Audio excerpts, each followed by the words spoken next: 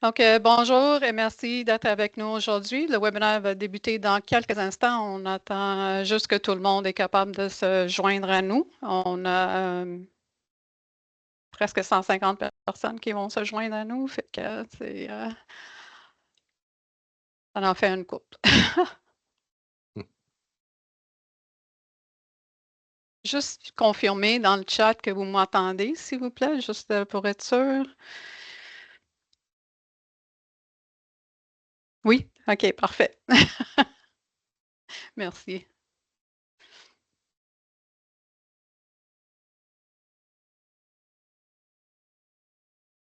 Merci Isabelle, merci Philippe.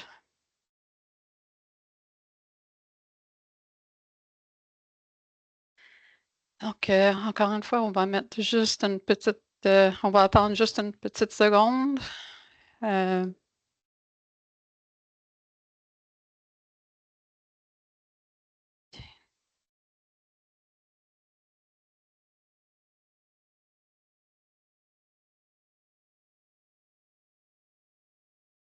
OK, je pense qu'on va commencer, si tout le monde est d'accord, oui?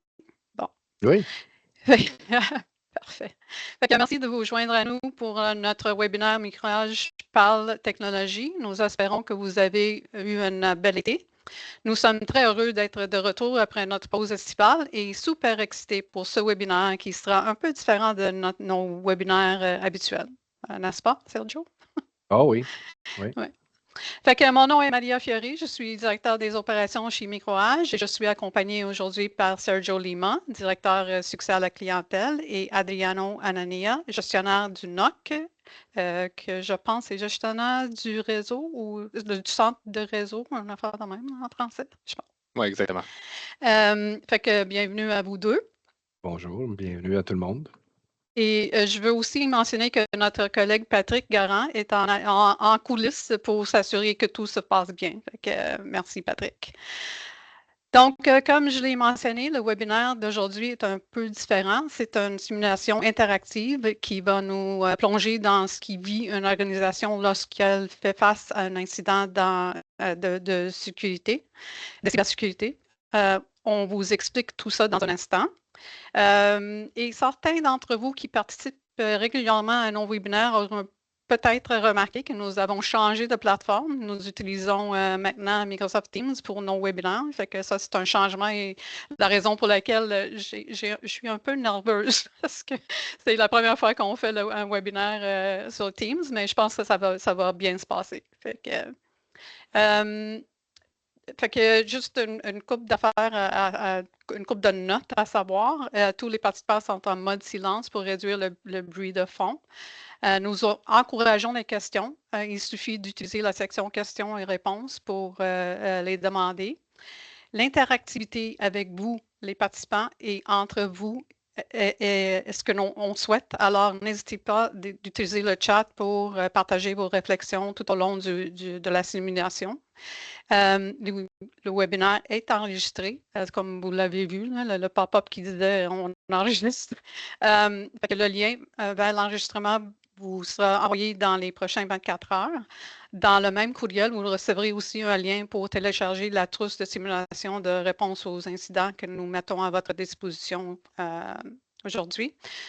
Nous vous encourageons à profiter des ressources et à partager les liens avec vos collègues qui pourraient en bénéficier. Et pour finir, à la fin du webinaire, on vous partagera dans le chat un lien vers un court sondage pour recueillir vos impressions. Prenez une petite minute, s'il vous plaît, pour nous donner votre avis. Ça nous aide vraiment à améliorer les prochains webinaires. Dernièrement, si vous n'avez pas eu l'occasion de télécharger le document qu'on a mis à votre disposition pour prendre des notes aujourd'hui, le lien est dans le chat. N'hésitez pas à le télécharger maintenant. Donc, avant de commencer notre simulation, il y a toujours un mot que je suis Sans incapable arrêt, de hein? dire. Il y a toujours un. C'est tous les webinaires, c'est ça. Fait que je prends un instant pour vous donner un aperçu de Microage pour ceux qui ne nous connaissent pas. Microage est un fournisseur de services technologiques avec plus de 40 succursales à travers le pays. Nous fournissons des services et des solutions informatiques à nos clients depuis presque 45 ans maintenant. Nous croyons fermement à établir un partenariat avec nos clients afin de les aider à atteindre leurs objectifs. Pour que ce partenariat soit un succès, nous devons bien comprendre votre organisation. Nous devons comprendre vos opérations, vos clients, vos employés, vos défis, vos occasions, vos indicateurs de succès. Fait que tout ça nous amène à une compréhension qui nous permet de recommander et de fournir les services et solutions TI qui répondent réellement à vos besoins. Et voilà, un aperçu de nous, qui nous sommes et la manière dont nous travaillons avec nos clients. Fait que, on va passer à comment la session va se dérouler. Fait que Sergio va en parler, là, mais on va parler de l'objectif de la simulation, le fonctionnement, les phases d'un incident. On va mettre des événements imprévus, des décisions qui doivent être faites même si on n'a pas toutes les informations. Fait que ça va être intéressant de voir tout ça. Et finalement, on va terminer avec des informations et un peu de réflexion de votre part aussi, de voir est-ce que vous êtes prête à affronter tout ça. Et voilà. Fait que Sergio, je passe la parole à toi. Merci Maria, merci tout le monde d'être venu. J'aimerais ça juste dire que je suis tellement fier, tellement content et j'apprécie la présence d'Adriano aujourd'hui avec nous. Malheureusement, il passe à travers ces genres d'incidents avec certains clients, non-clients, prospects, etc. Fait qu'on a la bonne personne qui a passé à travers des scénarios similaires à ce qu'on est en train de voir. Et vraiment, le but de ce webinaire-là, c'est de voir qu'est-ce que ça ressemble un véritable incident cyber. Idéalement, c'est toujours bon d'avoir la personne qui a vécu ce genre d'expérience. Fait qu'on a la bonne personne. Merci, Adriano, d'être avec nous. Ça permet au niveau d'exposer les décisions qui ont été faites ou qui n'ont pas été faites correctement dans le passé. Puis c'est surtout cet exercice-là, ça va vous ouvrir les yeux peut-être ou peut-être vous sensibiliser sur certains composants, certains points qui ne sont pas présents dans votre plan de réponse aux incidents. Ou ça peut vous aider à bâtir votre plan d'incident, réponse aux incidents. Donc, ça donne une compréhension sur l'importance de pourquoi il faut avoir ce plan-là. Et au niveau mettre la lumière sur les lacunes potentielles que vous avez, évidemment. Comment ça va fonctionner cet exercice? C'est vraiment chaque phase. On a 5 phases. Ça commence avec un scénario. On va faire semblant qu'on fait partie d'une entreprise. On a une définition de l'entreprise. Il y a des rôles dans chaque entreprise, comme on le sait. Il y a un rôle d'un PDG ou un propriétaire, la direction, un gestionnaire. Il y a des rôles de ressources humaines, il y a des rôles d'employés, agents de service et tout. Donc, c'est clair qu'il y a beaucoup de rôles dans des entreprises. Mais dans un plan de réponse aux incidents, mais il y a des rôles aussi. Ce n'est pas nécessairement les mêmes rôles qu'on dit. Là. Il n'y a pas un président qui est assigné à un, mais il y a plus c'est des personnes décisionnelles ou des personnes qui ont une responsabilité de faire une certaine tâche, une certaine étape. Là, on va passer à travers le scénario. On va vous donner un genre de questionnement. Vous allez répondre selon ce que vous avez vu, vous allez voir sur l'écran. Ensuite, on va avoir une discussion, moi, Adriano, Maria. J'encourage des chats, j'encourage des questions, s'il vous plaît, comme ça, si vous avez peut-être quelque chose en particulier par rapport à votre entreprise, ça serait intéressant de voir. Puis, c'est vraiment juste de construire la compréhension de situationnelle partagée. Donc, pour cette entreprise, on va faire semblant, vous allez faire semblant que c'est votre entreprise. Vous travaillez pour une compagnie qui s'appelle Natura Goods, un distributeur de produits écologiques. 30 employés. Vous avez un système ERP, un PDI, puis tout est géré ou votre système est infonuagique, donc vous n'avez pas de serveur local et tout. C'est vraiment fait au niveau du cloud. Votre interaction avec vos clients et vos partenaires se fait via site web, e-commerce avec Shopify. Vous avez un entrepôt pour stocker tout ça qui fonctionne avec des lecteurs de code à bord, avec des imprimantes étiquettes qui sont connectées à certains serveurs locaux, évidemment, pour faire l'impression et tout. Vous n'avez pas de personnes attirées au niveau de TI, mais vous faites affaire avec un fournisseur de services gérés en ce moment. Fait que ça, c'est la situation de ce client-là. Puis si je peux donner, mettons, quelques définitions au niveau du gestionnaire, qu'est-ce que ça veut dire un gestionnaire? Bien, dans notre cas, un gestionnaire, c'est quelqu'un qui supervise les opérations quotidiennes, coordonne avec les différentes équipes. Ça joue un rôle clé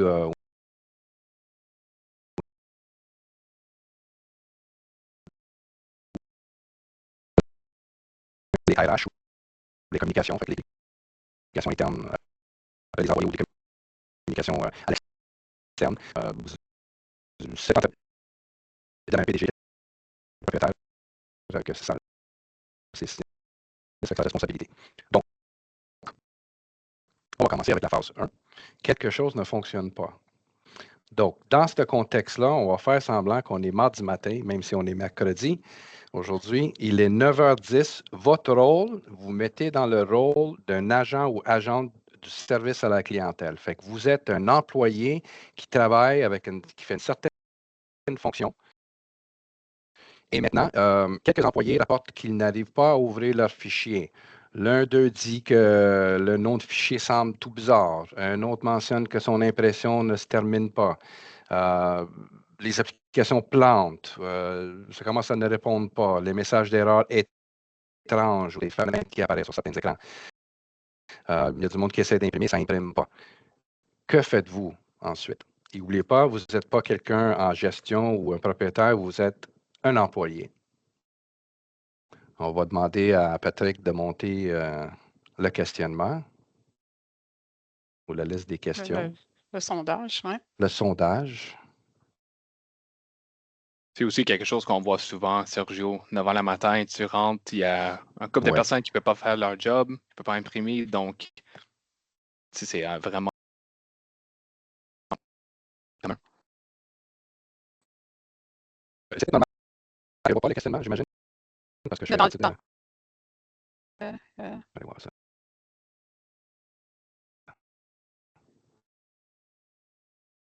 Tu l'as vu, toi? Non, moi, je ne le vois pas, mais c'est correct. C'est juste, je veux juste m'assurer que tout le monde le voit.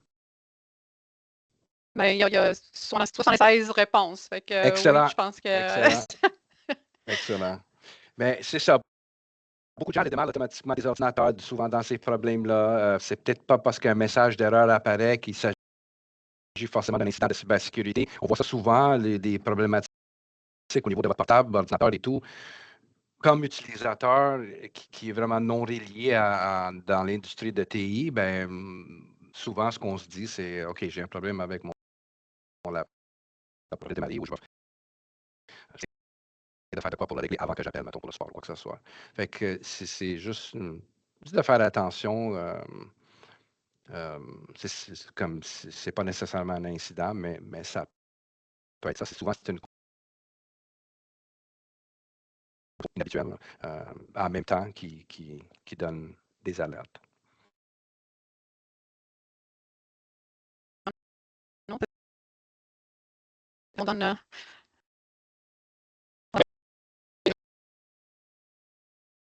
Ça,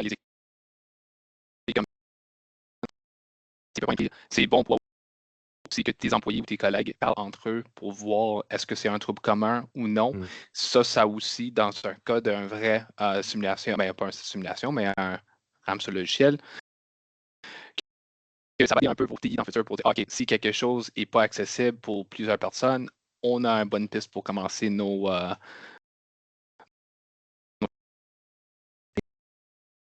Il faut mentionner qu'il est extrêmement difficile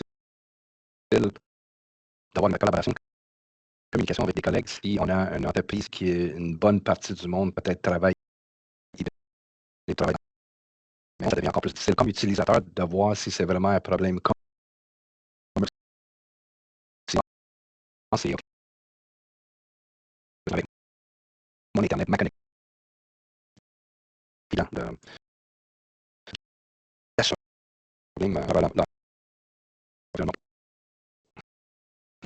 Donc, On va fermer le sondage. Je passe au Ouais. prochain. Je ne sais pas si je l'ai mentionné, mais il y a des imprévus dans ce webinaire-là. C'est Moi, je l'ai mentionné, Sergio. bon.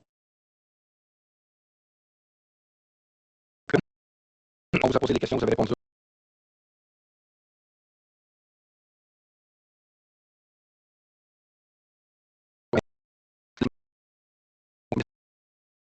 Le lecteur termine pour une nature accueuse. Un autre employé ouvre un fichier qui a un message qui apparaît qui dit vos fichiers ont été chiffrés. Cliquez sur le lien vers une conversation.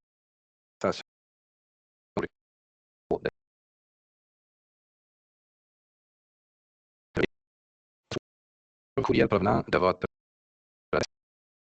avec une facture suspecte en pièce jointe.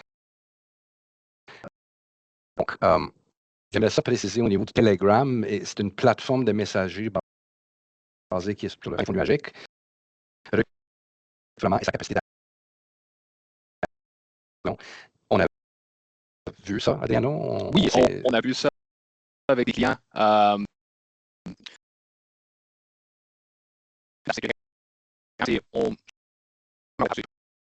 Même chose, c'est qu'il y a une intégration. Donc, dès que quelqu'un est dans une conversation Telegram, ça peut commencer des scripts qui vont informer les hackers qu'il y a quelque chose qui a commencé ou quelqu'un a commencé de lire la conversation. Et ça peut être le premier point que tu es identifié qu'il y a un trouble dans votre environnement. Et là, ça va commencer un petit timer de 24 heures, 48 heures pour que tu aies besoin de commencer à répondre ou communiquer avec les autres pour voir si tu as besoin de payer quelque chose dans un scénario de rançon logiciel. Oui. Puis ce qui arrive avec ça, c'est qu'ils utilisent souvent Telegram pour créer des groupes privés avec des contenus malveillants, les données volées, images confidentielles, etc. Puis quand les utilisateurs accèdent ou commencent à interagir avec ça, bien, ça peut déclencher des mécanismes autres et empirer, possiblement empirer la situation pour votre environnement. Fait que ne cliquez jamais sur ce genre de lien. Là. Je pense que c'est un lien genre t.me qui. Oui, ça finit par t.me, c'est ça. C'est ça, exactement. Donc, on va vous publier les résultats de votre réponse. Oui. Fait que on partage, mais vous l'avez, je pense que vous les voyez dans le chat. C'est 33% des répondants ont dit appeler le soutien TI. Ou, excuse-moi, 33% a dit avertir votre gestionnaire ou chef d'équipe. 53% appeler le soutien TI. 13% redémarrer votre ordinateur et 1% ignorer et travailler sur autre chose. Donc, là, avec en des sachant imprévus. tout ça, oui, c'est ça. Ouais. En sachant tout ça, est-ce que votre réponse aurait changé? Possiblement.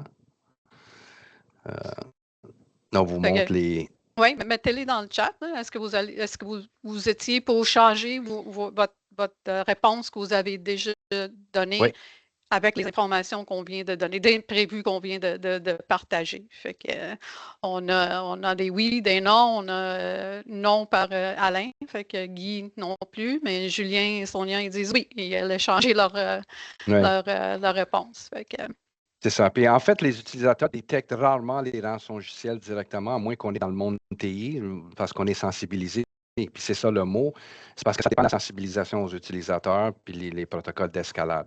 Donc, c'est un reflet normal d'un utilisateur de redémarrer l'ordinateur ou de dire OK, je vais juste fermer les fenêtres, je vais continuer, finir mes travaux, puis après ça, je vais appeler quelqu'un ou quoi que ce soit. C'est tout à fait normal. Comme on a dit, il n'y a pas des réponses, des mauvaises réponses et des bonnes réponses. Le but, c'est vraiment de vous sensibiliser de tout ça. Mais c'est ça, les bonnes pratiques, vraiment, c'est d'avertir votre gestionnaire ou chef d'équipe.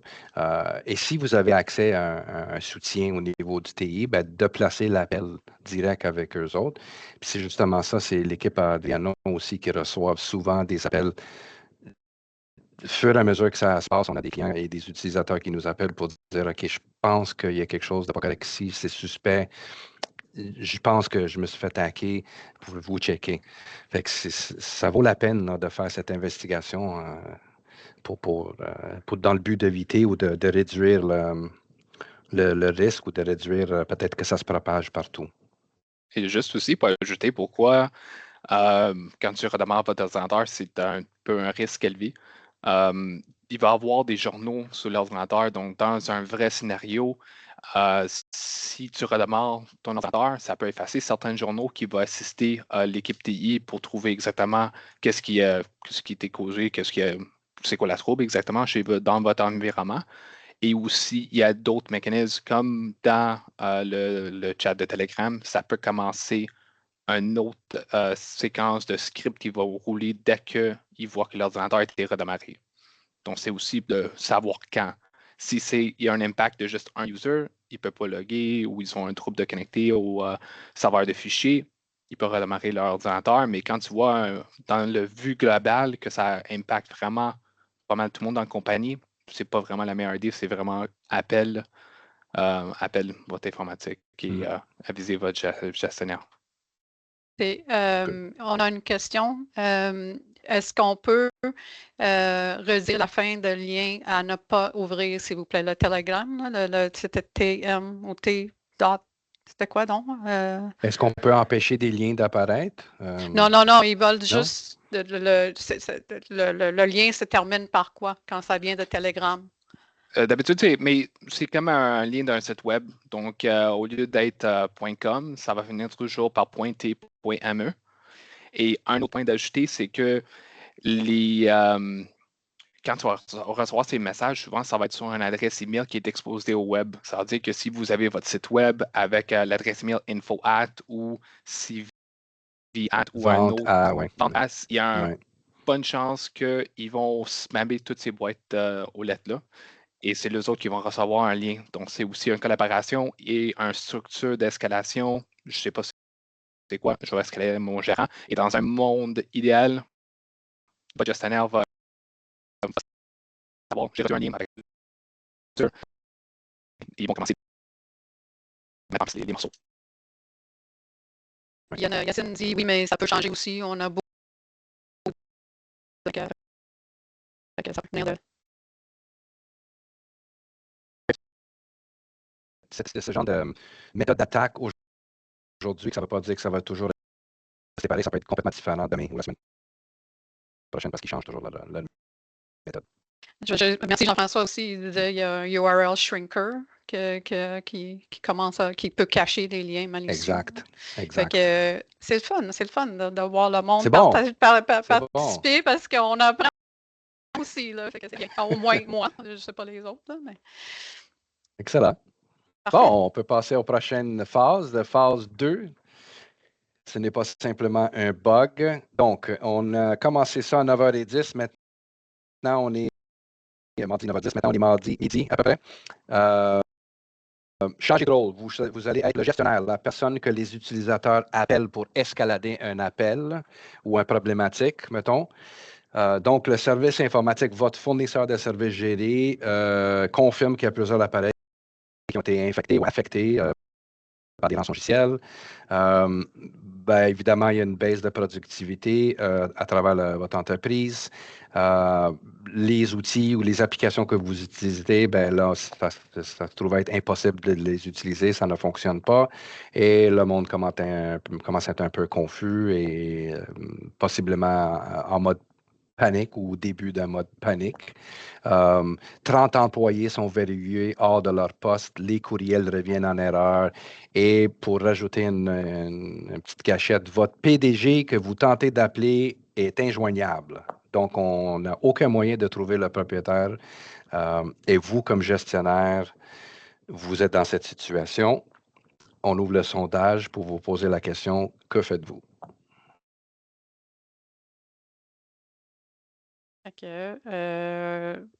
Qu'est-ce qu'on fait? On appelle l'assurance cybersécurité, informer tout le personnel, envoyer une déclaration au client et attendre le PDG. C'est ça la réponse disponible. C'est dépendant de combien de choses commencent d'arriver au même temps. C'est comme tes gestionnaires, tu as tout le monde qui t'appelle. on a vu des cas où il y a des impressions qui se passent sur des imprimantes directes. Et c'est pas drôle, mais c'est différent comme une approche. C'est juste d'assurer, le but de leur rançon logiciel, c'est d'avoir ton argent. Donc, il veut assurer que le premier contact est fait.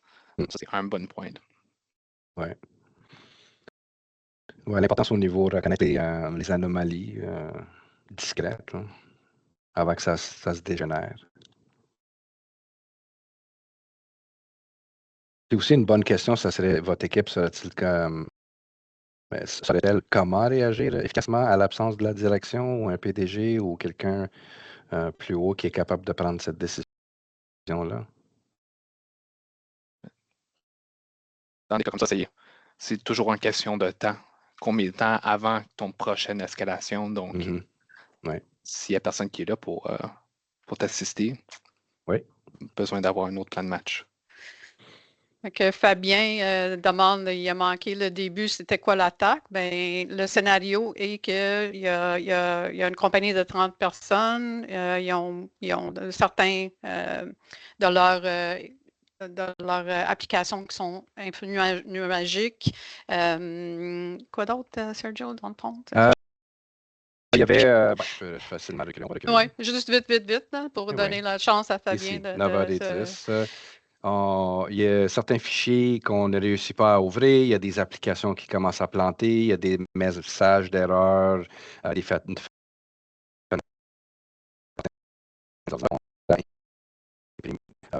différentes qui se passent à travers vos employés. Donc, on ne sait pas ce qui se passe en ce moment. Ça, c'est un peu le point que je voulais mentionner, c'est qu'on ne sait pas encore. Exact, oui. Pas encore. Et pour ajouter, c'est ça, il y a des fichiers chiffrés, courriels envoyés avec des factures suspectes et imprimantes qui arrêtent de fonctionner. Donc, on a passé à travers au niveau, il faut avertir le gestionnaire ou il faut appeler votre support TI pour qu'il puisse regarder le plus vite possible afin de diminuer le risque ou que ça se propage. Donc, est-ce qu'on peut fermer le sondage? On a assez de temps ou on attend un peu? Je pense que oui. On a quand même une centaine de personnes qui ont répondu. Là. OK. Parfait. Je passe au prochain. Les imprévus. Petit bâton dans les rues. Roues, pas les rues. Fait que pour rajouter, je peux avancer. Le sondage est fait. Le système de courriel tombe complètement en panne. Donc, comment faire pour communiquer à l'interne et à l'externe? Donc, les employés ou les clients, on ne peut plus utiliser Outlook. C'est un gros télétravail, ça joue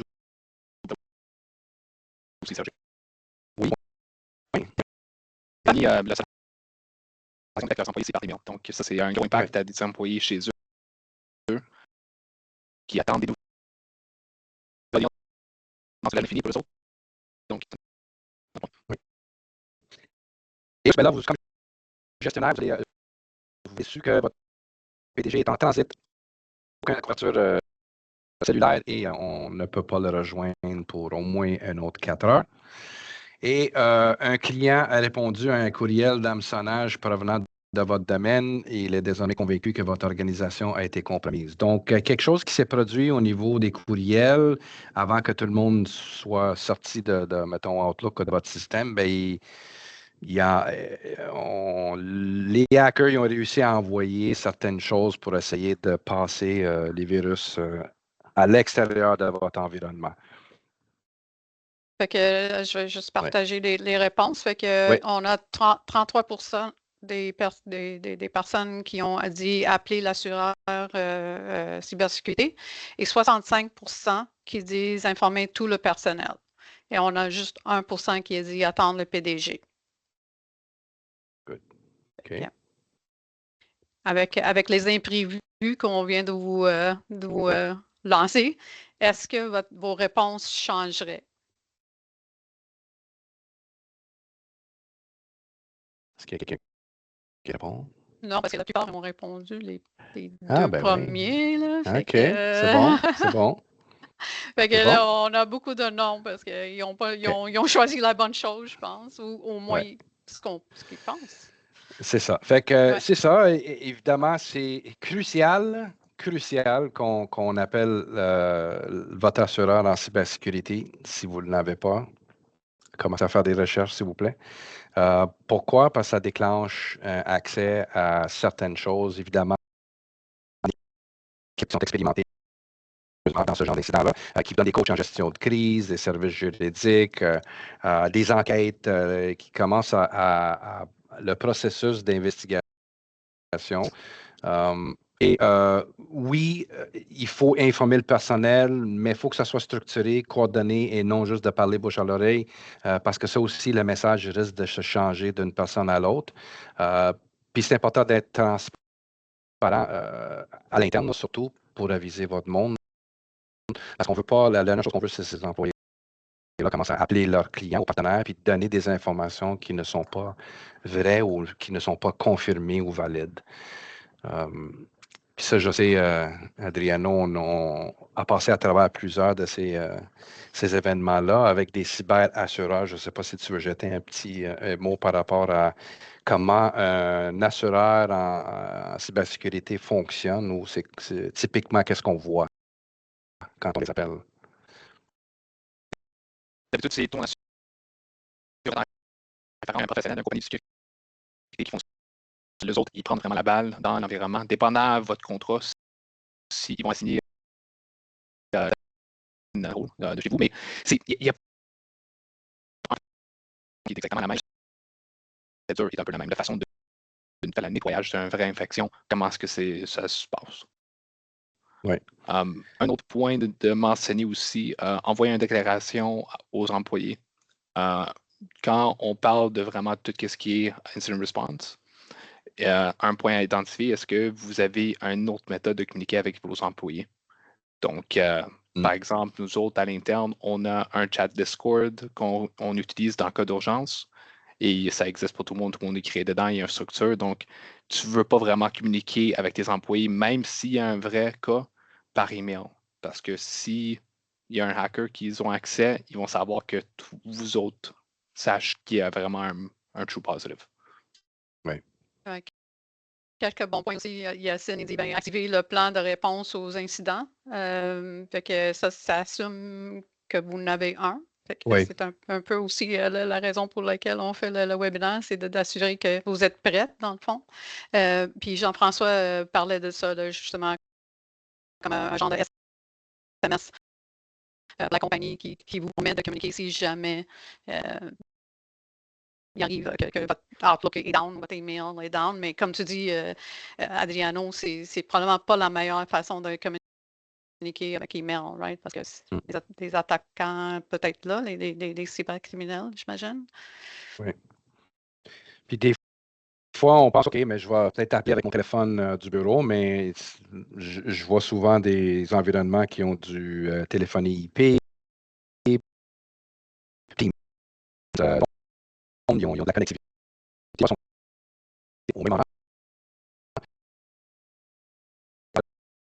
le diagnostic, l'équipe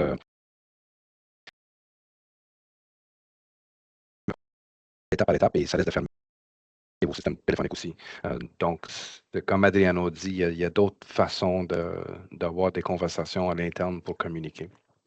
Fait que, un autre couple de que j'ai partagé qui vient dans le chat, Guy dit moi j'appelle l'assureur car eux peuvent aider avec leur équipe, ça c'est absolument. Oui.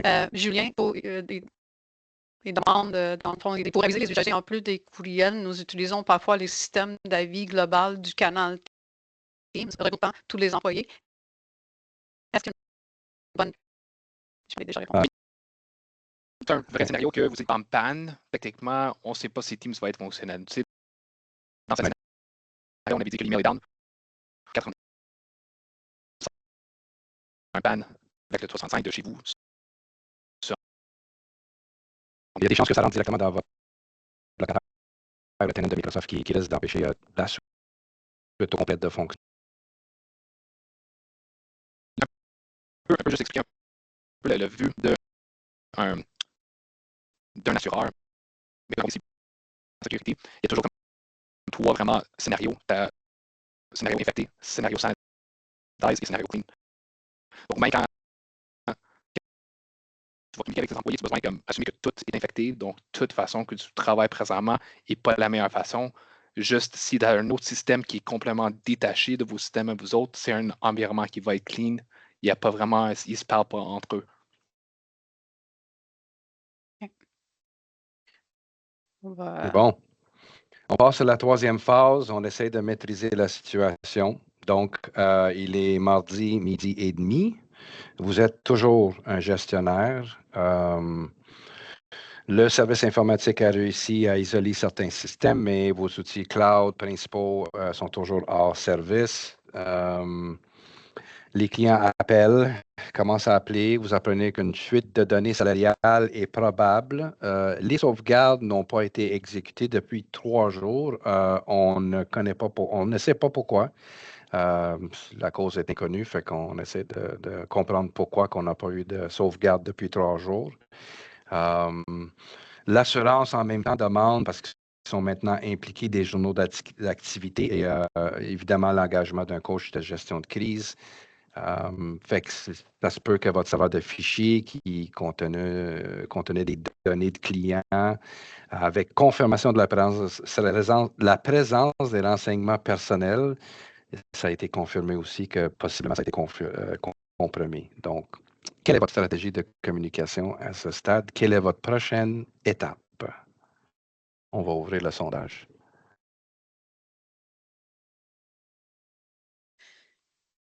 Donc, les réponses, informer les clients et espérer leur indulgence. Contacter le service juridique ou le coach en gestion de crise de l'assureur, payer le rançon, attendre avant d'agir. Fait que pour vos réponses. Maria, je vois les sondages maintenant. C'est Oh, juste que good. j'ai pas cliqué le bouton. Là, je les vois. On apprend. C'est Ouais. la première fois à faire des Ouais. webinaires sur Teams, qu'il y a des choses qui changent un peu, hein, c'est Ouais. ça? Il y a aussi un point de vue d'impact. Je ne sais pas, Maria, si tu veux donner un petit. Oui, vas-y. Désolé, l'impact de. Excuse. Sur qu'est-ce qui se passe quand ils sont down? Exactement. Le business lui-même. Oui, c'est ça. Fait que, tu sais, des fois, on se dit, ben ça va coûter quoi, tout ça, là, tu sais, et des fois, c'est tout dépendant de la compagnie. Il faut faire un peu l'analyse de, ben, OK, vous avez 30 utilisateurs qui sont en train de faire rien, de la productivité, ça coûte quoi pour ces 30 personnes de rien faire? Qu'est-ce que ça coûte si les ventes peuvent pas se passer? Vous ne pouvez pas facturer. L'impact de la réputation de l'organisation, parce que là, on a vu, il y a déjà des clients qui reçoivent des emails de phishing de votre compagnie. Fait que c'est déjà un peu. Fait que il y a tout ça à comprendre. Fait que des fois, on se dit, bon, ben, les assurances sont chères. Mettre en place un plan de réincident, c'est cher. Mais ça coûte quoi quand quelque chose arrive? Puis même si tu as juste 30 personnes, 20 personnes, qu'est-ce qui se passe avec vos partenaires? On voit plein de cas là, que c'est une tierce partie qui se fait hacker, mais parce que vous avez une communication avec cette tierce partie, ben, vous aussi, vous êtes impacté ou l'inverse. Fait que ça aussi, là, les partenaires, ils veulent travailler avec du monde qui sont à la qui mettent les bonnes choses en place pour se protéger. Mais des fois, comme on sait, un mauvais clic, ça peut arriver n'importe où, puis ça peut être à n'importe qui. Ben, ça va arriver. Ben, c'est quoi votre plan? Là? Comment est-ce que vous avez des assurances? Est-ce que vous avez un plan de réponse aux incidents? Fait que c'est important de regarder ça et d'analyser ça comme organisation, peu importe la grandeur. Là. Mais oui, c'est le coût de réputation, peut-être les ventes habituellement générées à cette période-là. Et en plus, on n'a aucune idée combien de temps que ça risque de prendre. Quand c'est difficile à dire combien de temps que vous allez être non fonctionnel, ça me l'a un peu. Ouais. Puis c'est ça le but d'avoir justement un plan, c'est d'éviter la panique. C'est sûr que tout le monde est en panique, là, mais quand on a un plan, au moins on a un processus à suivre, right? Oui, oui. Good. Je pense qu'on a donné assez de temps. Oui. On va fermer ça. Oui. Fait que, oui, on va partager après, excuse-moi. Oui, C'est un oui, joke. oui. Je sautais à la prochaine. Donc, les imprévus qu'on voit pour cette phase-là, c'est... Désolé, j'ai pas cliqué. Votre équipe RH confirme que les numéros d'assurance sociale et les données salariales des employés étaient stockés sur un des serveurs qui est infecté et compromis. Ben, aux sauvegardes qui n'ont pas fonctionné depuis 3 jours, c'est à cause d'une clé de licence qui était expirée, que personne a vu, ou il y avait peut-être aucune surveillance, ou personne peut-être qui gérait les sauvegardes. Bref, ça fait 3 jours que vous n'avez pas de données en sauvegarde. Et votre fournisseur d'assurance cyber vous demande aussi si les journaux ont été préservés, si votre expert en incident a été averti et si la chronologie des événements a bien été consignée.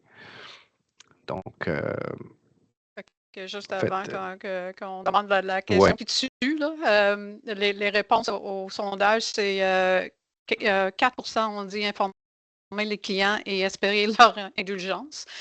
Le 89% ont dit contacter le service juridique ou le coach en gestion de crise de l'assureur et 6% attendre avant d'agir. Donc, Parfait. avec tout ce qu'on a vu, les imprévus qu'on a eus, Ouais. est-ce que vous allez changer Oui. votre avis? Mon petit rouge, là, sachant tout cela, est-ce que ça a été changé? Si je peux parler au niveau des stratégies de sauvegarde, au niveau du 3 jours qui était manquant dans ce scénario-là, savez-vous c'est quoi votre niveau de service, le SLO qu'on dit en termes de sauvegarde? Est-ce qu'ils sont automatisés? Est-ce qu'ils sont surveillés? Est-ce qu'ils sont testés régulièrement pour s'assurer que tout va bien? Est-ce qu'il y a quelqu'un qui est assigné pour s'assurer que les sauvegardes sont prises en charge et qu'on peut revenir sur nos pas ou faire la restauration de certaines choses? Le troisième point au niveau du fournisseur d'assurance pour le cyber, très important parce que avez-vous collecté les données critiques nécessaires pour l'analyse forensique?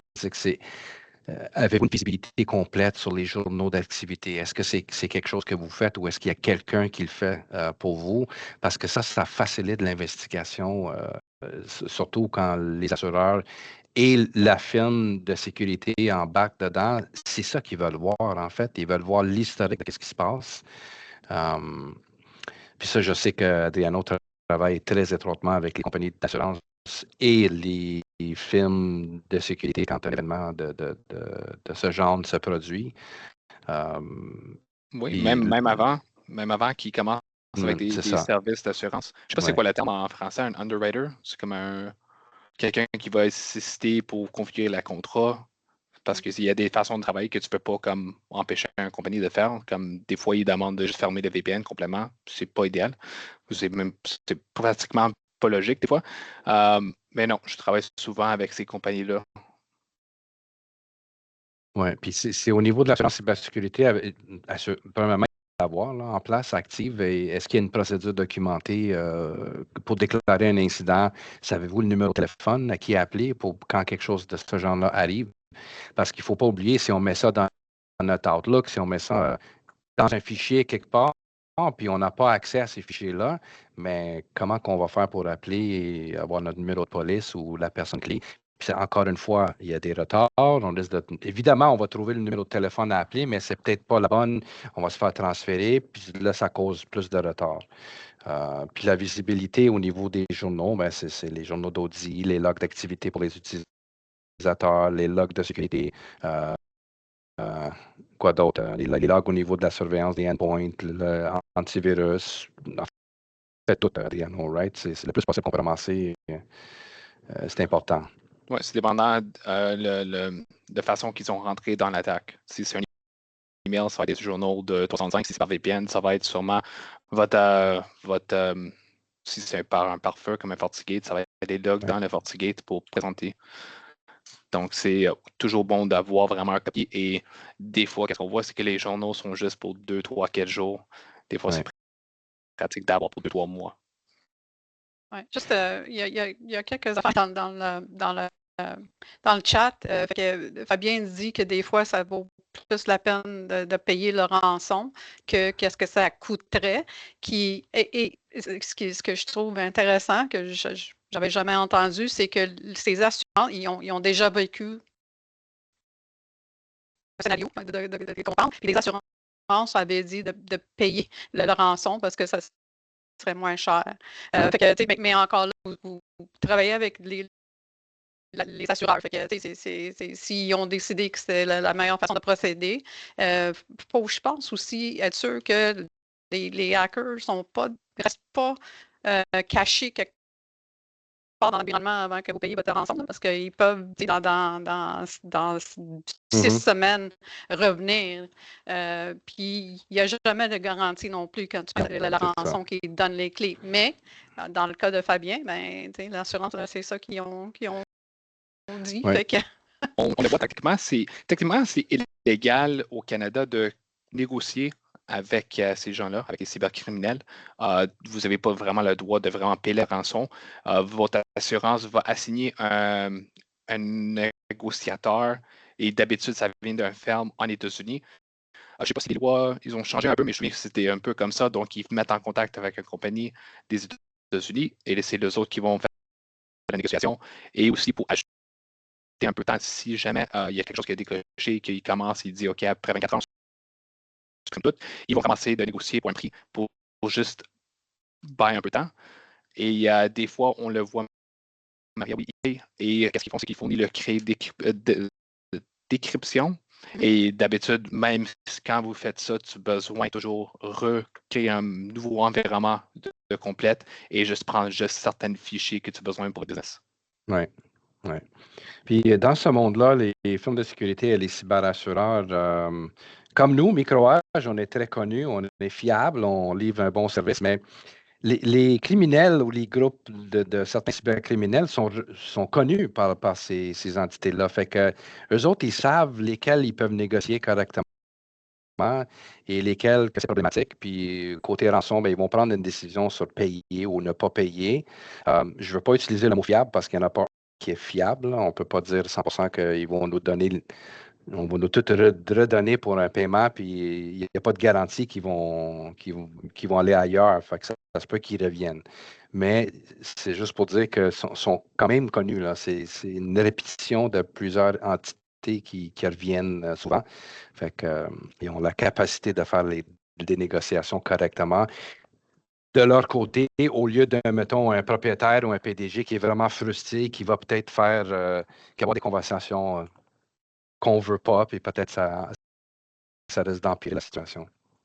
OK, les gars, il nous reste comme 12 minutes. Fait que, 12 minutes, OK. ça passe vite. OK, on va peut-être rajouter un 5 minutes de plus, là. OK, donc, le contacter le service juridique ou le coach en gestion de crise de l'assureur, ça, c'est la bonne réponse. C'est sûr que ça garantit les déclarations, les actions. D'informer les clients, espérer, c'est pas idéal pour le moment, surtout si on a des informations, on soupçonne avoir peut-être perdu des informations. Fait qu'il reste quand même à passer à travers avec votre assureur, côté juridique aussi, pour voir c'est quoi les prochaines étapes. Payer le rançon, comme on a mentionné, c'est pas idéal. Des fois, il y a des cas où on n'a pas le choix de le faire, évidemment. Moi, ce que j'ai vu dans des cas où on n'avait pas le choix de payer le rançon, c'est quand on n'avait aucun sauvegarde, aucun plan B, pas de données, pas de copie. Puis c'était le seul moyen de récupérer nos données. Et d'attendre avant de réagir, c'est juste encore une fois, ça risque d'empirer la situation parce que ça peut être pire. Je ne sais pas, Yann, avais-tu quelque chose à mentionner? Je ne sais pas si on est déjà un peu en arrière, mais c'était juste la loi 25, fameuse loi 25. Oui. Quand il y a des informations personnelles identifiables qui sont confirmées À ce Ouais. point-là, c'est vraiment, toutes les instructions viennent de votre compagnie d'assurance. Ils vont prendre des décisions avec une équipe légale. Donc, présentement, dans le scénario, on n'a pas confirmé que c'était trouvé, donc vous n'avez pas vraiment des actions à prendre. Donc, mais ça, c'est présentement dans le scénario. On va voir plus tard. C'est ça. OK, quatrième étape, quatrième phase, on essaie de reprendre l'activité. Donc, un petit peu plus tard dans la semaine, j'ai pas dit des heures, c'est peut-être un jour, c'est peut-être 3 jours, c'est peut-être une semaine. Ça dépend de votre situation, mais dans ce cas-là, on va dire plus tard dans la semaine. Donc, mettons qu'on 2, 3 jours plus tard, la reprise commence. Maintenant, vous êtes le PDG, le rôle du PDG. Vous avez rétabli un accès partiel, mais les clients veulent des réponses. Encore une fois, on n'a pas eu la chance de communiquer. Il y a des fausses rumeurs qui circulent en ligne. Les employés qui ont l'impression d'être laissés dans le noir. Quoi d'autre? Sont inquiets, sont frustrés. Les clients veulent une mise à jour. Et le compte LinkedIn, votre compte LinkedIn, Monsieur P ou Monsieur ou Madame PDG, n'est pas accessible. On ignore pourquoi.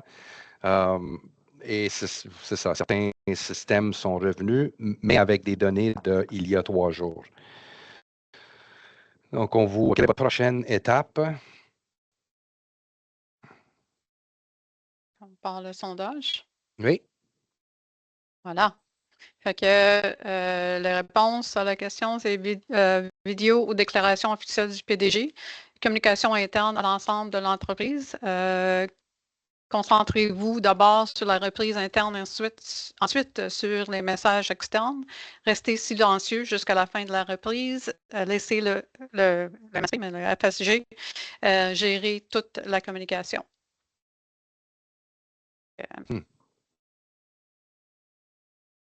Oui.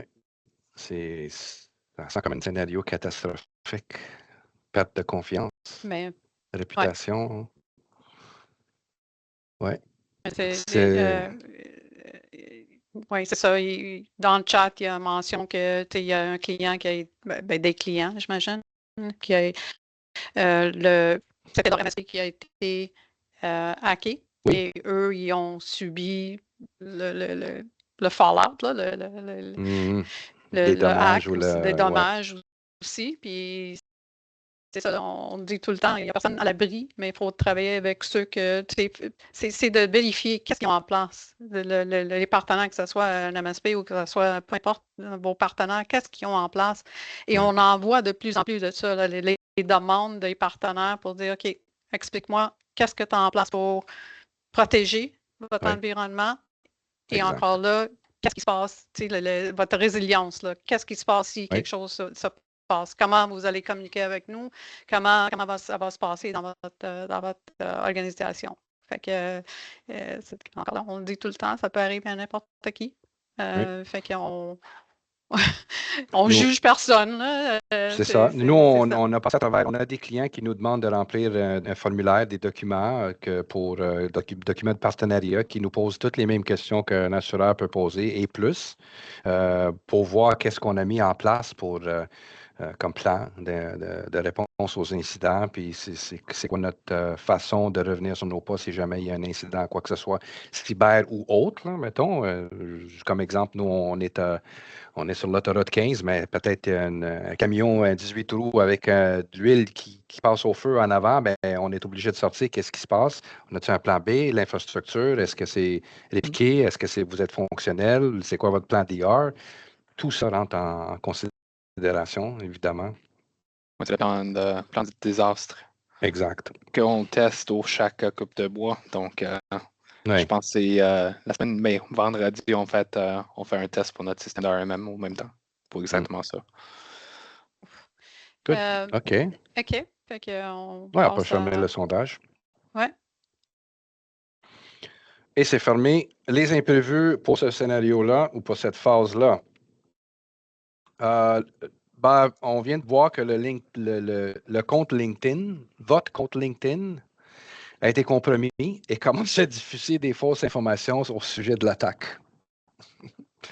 Maintenant, les clients commencent à appeler, évidemment, pour savoir qu'est-ce qui se passe.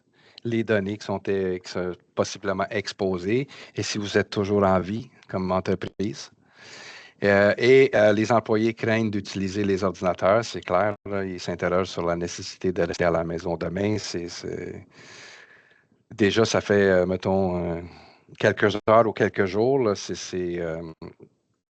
tout le monde est dans le noir, on va dire. Fait que, on va passer aux réponses du sondage. Fait qu'il y a 15 qui ont dit vidéo ou déclaration officielle du PDG. 13 communication à l'interne, à l'ensemble de l'entreprise. 58 concentrez-vous d'abord sur la reprise interne, ensuite sur les messages externes. Et 1 restez silencieux jusqu'à la fin de la reprise. Et 11 laissez le MSP gérer toute la communication. Je souris parce qu'on a eu des grosses discussions quand on se préparait pour ça. Là. Je souris à l'interne aussi. Pour ça, oui. En sachant tout cela, votre réponse changerait-elle? On a-tu des commentaires? Non? Non. Non? OK. On passe au prochain, aux réponses. Donc, j'aimerais ça impliquer Adriano dans tout ça, c'est sûr, parce qu'il y a plusieurs bonnes réponses, mais la priorité qu'on voit, c'est vraiment au niveau concentrez-vous d'abord sur la reprise interne, ensuite sur le message externe. Ça ne veut pas dire que vous allez arrêter toutes les autres. Ça ne veut pas dire que vous devriez attendre avant de faire la communication à l'interne. Évidemment, c'est utile d'informer vos employés, de l'équipe à l'interne. Puis, c'est une très bonne initiative de faire un genre de vidéo, une déclaration officielle, si vous êtes le propriétaire ou le président ou le PDG. Sauf qu'il faut juste trouver moyen de le publier. Si votre compte LinkedIn a été hacké, ben ça prend d'autres moyens de publier ça. Fait qu'encore une fois, ça laisse à penser, ah oui, je vais juste faire une vidéo, je vais peut-être le publier, mais si vos outils de publication ne sont pas disponibles, comment qu'on fait pour publier tout ça? Donc, ça reste, ouais. Donc, l'autre point qui n'est pas vraiment la meilleure approche, c'est le MSP gérer toute la communication. Ouais. On le voit souvent. C'est pour ça que c'était mis dans cette présentation. Qu'est-ce qui arrive souvent avec les compagnies de cyberassurance, c'est que tu as besoin approuvé d'avoir ton MSP, même dans certaines conversations. Donc, il y a certaines conversations légales que le MSP n'est même pas impliqué dedans. C'est vraiment la direction chez Natura Goods qui va être présent dans ces meetings-là. Donc, c'est toujours bon d'avoir une meilleure pratique de comment tu vas communiquer et juste d'avoir un petit plan de match avant et d'éviter de juste donner la balle vraiment à votre MSP. Les autres, ils vont être sûrement sur le point numéro 3 qui est assister vous autres pour mettre l'entreprise en fonctionnalité. Donc, puis c'est important à noter que nous, comme fournisseurs de services gérés, on est là pour gérer l'environnement TI, mais ce n'est pas notre entreprise, c'est votre entreprise. Fait qu'on ne peut pas prendre des décisions de votre part parce que ce n'est pas notre entreprise. Fait qu'on ne veut pas prendre des décisions que c'est peut-être pas la bonne décision selon vous. Fait qu'il y a vraiment un rôle clair au niveau du fournisseur, c'est de faire le soutien, d'être présent dans tout ça, d'être capable d'enlever tout ce qui est méchant dans votre environnement. Mais quand ça concerne au niveau de la communication ou de prendre des décisions de l'entreprise, ça reste entièrement du côté de nos clients et leur côté cyberassureur et juridique, évidemment. Et juste pour donner un exemple, quand j'ai dit que le monde sont dans le noir, si je peux utiliser un exemple réel, il y a environ 6 mois, un de nos fournisseurs a subi une compromission via une autre tierce partie. Puis là, tout d'un coup, on était plus dans le noir. On n'avait pas de réponse. Il y avait une suspension immédiate de toute communication. Il n'y avait personne qui était capable de communiquer avec nous. Les outils n'étaient pas accessibles. Il n'y avait aucun suivi. Il n'y avait aucune mise à jour pendant quelques jours. On avait des mises à jour sur Reddit. On voyait des mises à jour sur Reddit et pas de notre partenaire direct. Donc, qui a causé un petit perte de confiance aussi. C'est ça. Ce qu'on voyait, c'est le quatrième point là, qui dit l'incertitude alimente les peurs et les rumeurs. C'est exactement ça qu'on voyait. Fait que nous, ce qu'on a fait, c'est qu'on a décidé de transférer notre partenariat vers un autre fournisseur. On a arrêté toutes les communications avec. Exactement. On avait des des voies de communication avec eux autres dans l'application, puis on a tout coupé ça. Là. Puis à ce point-là, on ne savait pas qu'est-ce qui s'est produit, hein, mais tout, c'est le rumeur, on a entendu, on a vu perte de confiance, manque total de transparence, on n'a aucune idée. Nous, on assume qu'ils se sont fait possiblement frapper par quelque chose, fait qu'on a décidé de tout couper puis transférer notre business ou nos achats vers un autre fournisseur. Fait que c'est un bel exemple de quand on n'est pas transparent ou quand on attend trop longtemps, bien, ça risque d'avoir des problématiques. Confiance et votre. C'est pour ça, encore là, les cyberassureurs avec le monde qui travaille, si vous n'avez pas quelqu'un en place interne pour faire des communications, si vous n'avez pas quelqu'un en place, ils vont vous fournir ça ou ils vont vous guider ou ils vont vous donner quelqu'un pour vous guider. Dans le fond. OK. 5e phase, dans la dernière. Que feriez-vous différemment? Donc, il n'y a pas de bonne réponse ici. Là. En fait, l'objectif, c'est l'introspection. C'est des pistes de réflexion pour aider à identifier des lacunes dans les réponses ou dans votre organisation. Si on ne sait pas qui contacter en premier lieu, la communication qui n'est peut-être pas coordonnée, le fait qu'il n'y avait pas de sauvegarde ou il n'y avait pas peut-être une validation, une surveillance au niveau des sauvegardes. On ne sait pas c'est quoi qu'est-ce que notre assureur cybersécurité couvre. Il n'y a aucun plan en place. Évidemment, ça sème la panique et peut-être des décisions qu'on ne veut pas dès le début. Je ne sais pas si voilà pour l'importance, comme on a dit, l'importance d'un fournisseur de services géré versus le cyber, versus quelqu'un en TI, versus juridique, communication. Tout le monde a besoin d'être impliqué dans ça et avec une tâche spécifique pour aider et chapeauté par un gestionnaire de tout ça. Parfait. Donc, en conclusion, ça prend un plan qui est simple, qui est documenté, qui est plusieurs copies à l'extérieur de votre environnement, papier ou ailleurs, avec des contacts clairs pour l'assurance, pour le juridique, pour les relations publiques, l'informatique, etc. Tout. Il faut tout avoir ça documenté. On pose la question au niveau du sondage, c'est ça? On est encore en bilan et leçon. Toi, est-ce que tu as changé de... Ah, voilà, c'est ça. Ouais, OK. Fait que oui, c'est ça. La question, pendant que le sondage arrive, c'est à quel point vous êtes préparé aujourd'hui pour tout ça. De 1 à 5, 1 pas préparé, puis 5 très préparé. Fait que, en sachant ce que vous avez vu. Oui. Ouais. Et je veux dire merci à ceux qui restent avec nous. Je sais qu'on est une couple de minutes en retard, mais... 5 minutes de gros max.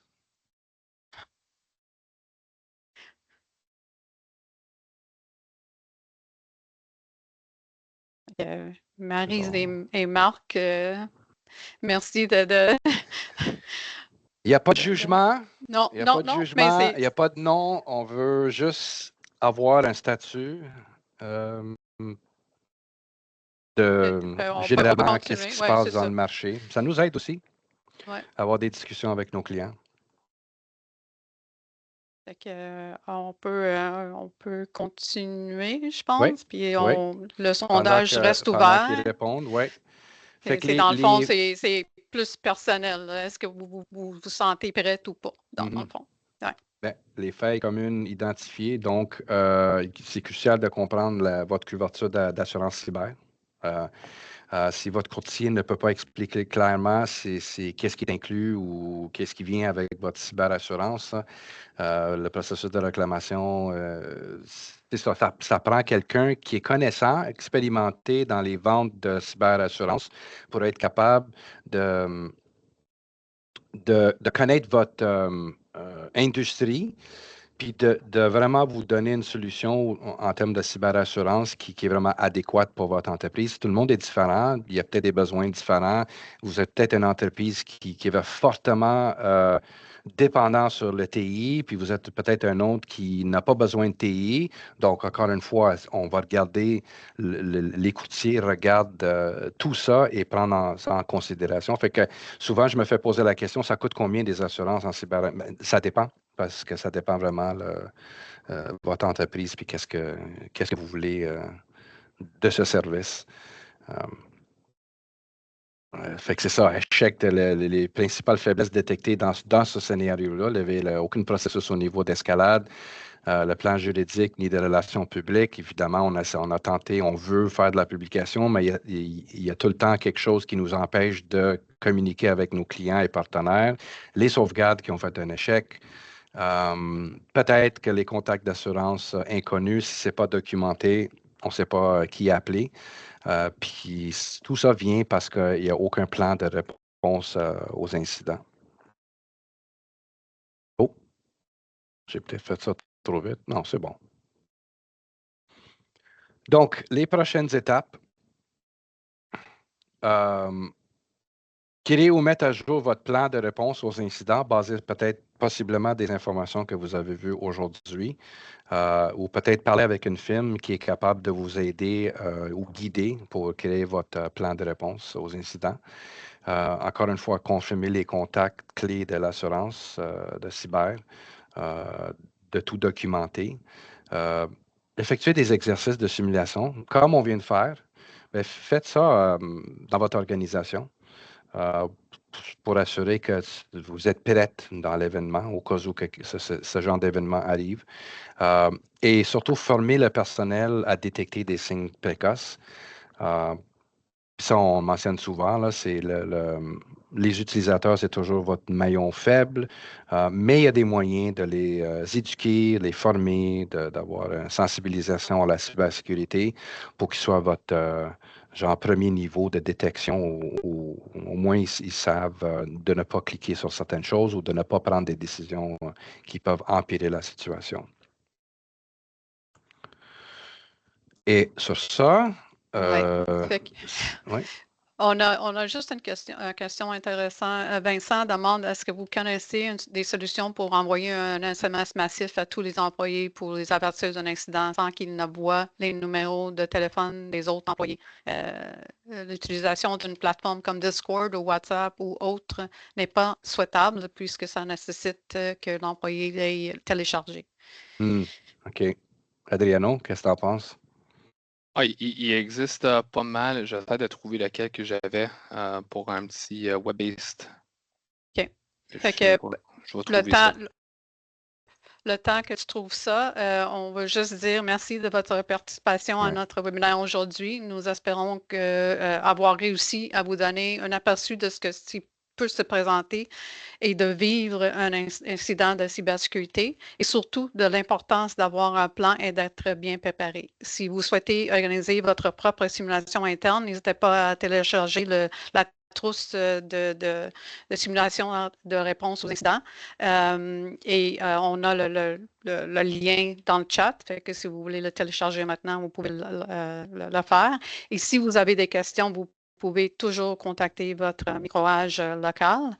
Nous serons de retour le 9 octobre avec notre prochain webinaire, le célèbre légitime ou hameçonnage, dédié à la sensibilisation à la cybersécurité. Comme le mentionnait, c'est le mois d'octobre, hein, fait que c'est toujours, toujours ça. Et gardez un œil sur vos courriers et nos réseaux sociaux dans les prochaines semaines pour avoir l'invitation. Et Adriano, je ne sais pas si tu as eu le temps de trouver ou veux-tu le mettre dans le chat? Ou... Pendant qu'on fait ça, Marie, on fait-tu le sondage en attendant? On va voir les résultats? Oui, on peut.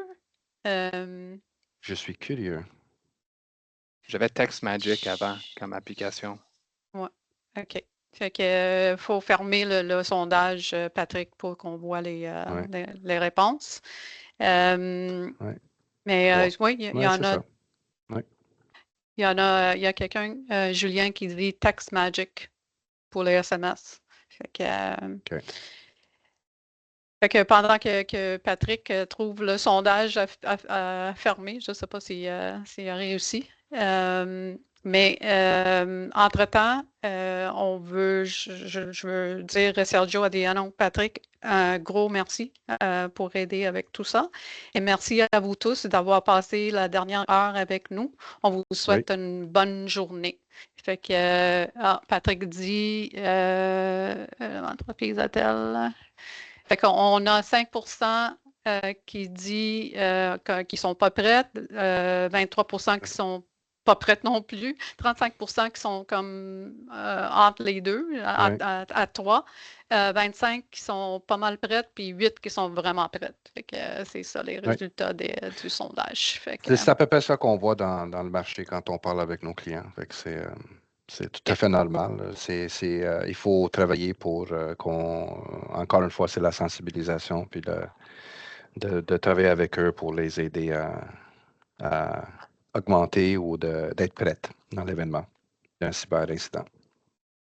Parfait. Fait que on est à 12h10. On vous souhaite un bon lunch parce qu'on a été un peu plus loin, mais on espère que ça a bien été. N'oubliez pas il y a un petit lien au sondage pour nous dire si vous avez aimé et qu'est-ce qu'on peut faire de mieux dans nos webinaires, les prochains webinaires. Fait que, on apprécie qu'il y a encore plusieurs personnes qui sont restées jusque-là et on espère que vous avez que le webinaire vous a été utile. Encore une fois, merci. Merci Sergio, Adriano, Patrick et on se voit le 9 octobre. Merci. Bonne journée. Merci. Bye-bye.